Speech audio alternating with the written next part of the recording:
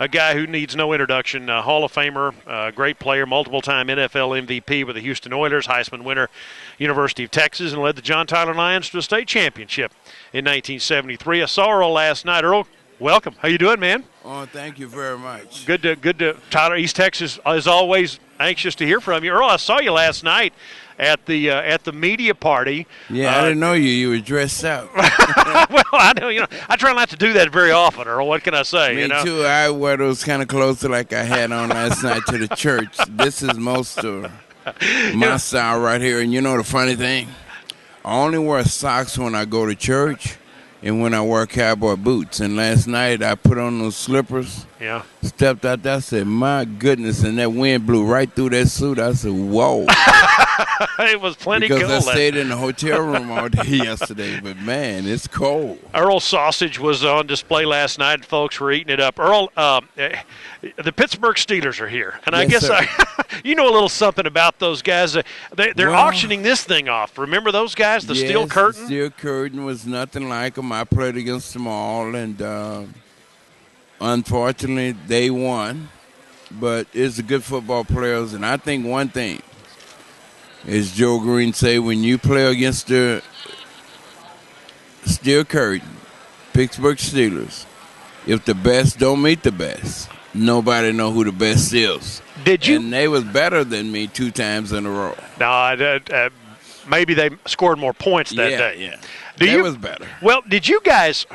How did you feel about it? Did you hate them, or was it just a healthy, respectful rivalry? How did you feel about it? I tell you, a lot of times, I think the media puts a lot of that into the system. But we players on the field, we compete like hell. But when it's all over, you shake hands, say good luck, and go on and beat the next opponent. I think, as far as I'm concerned, and I know I speak a lot for the Houston Oilers and the Steelers as well. They was good players. I mean, we had a lot of fun, man. Yeah, I remember sometime the night before the game, you would see Franco going to visit somebody, something like that.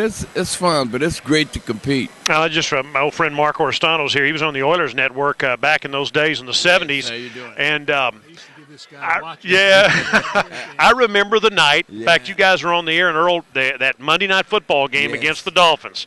Your coming out party. What do you remember about that crazy run? I mean, I still see that thing. And you running over Isaiah Robertson. I do remember about that game with the Dolphins. I have seen the last run enough, but I can't remember the 3 other touchdowns. But the main thing I remember from that game was Bum Phillips coming over, and he says, EC. See, Bum doesn't know my name's Earl Campbell. He says, EC. Okay. He says, you have a chance to break a record, and the clock's running out. What do you think? I said, I think you should let Ronnie Coleman play, because when I came to the Oilers, I took his position. It wasn't that slow. It was like, hey, Bum, you should let Ronnie Coleman play because I took his position.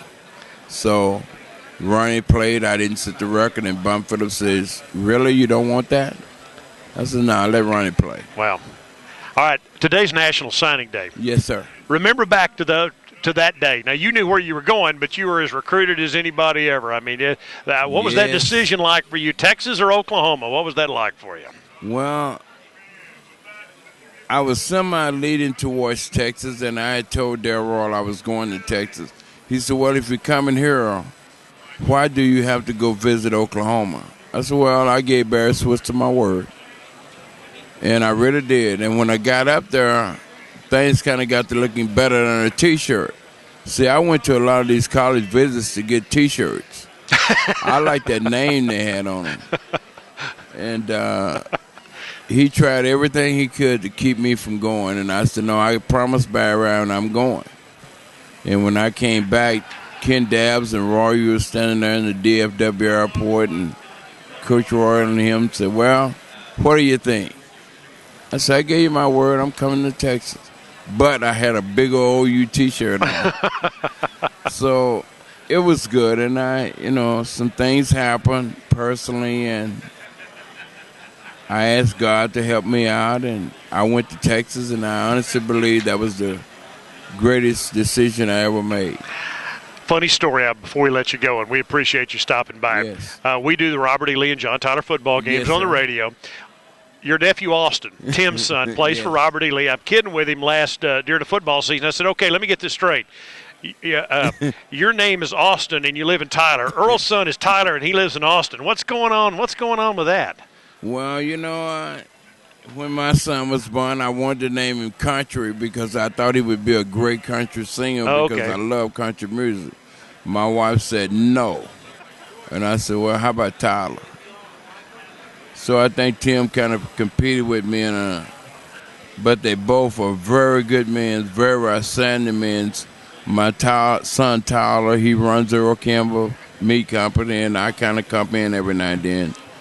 And has battled MS. Done a great job with it. A little problem with MS. And we made a decision to give most of our attention to that charity. And people can go online and find out. And we got something that we're trying to raise money for the National Foundation of MS. So Tyler's a good man. It's nice to see some people up here. Earl, you're the best, I guess man. I could put it this way. I never seen so many people going so many places at one time. Yeah. I guess as they said, it lost in Dallas. Lost in Dallas. Airport in the world. Earl, we appreciate you, buddy. Thanks for stopping by. Hello to those people in town. Absolutely.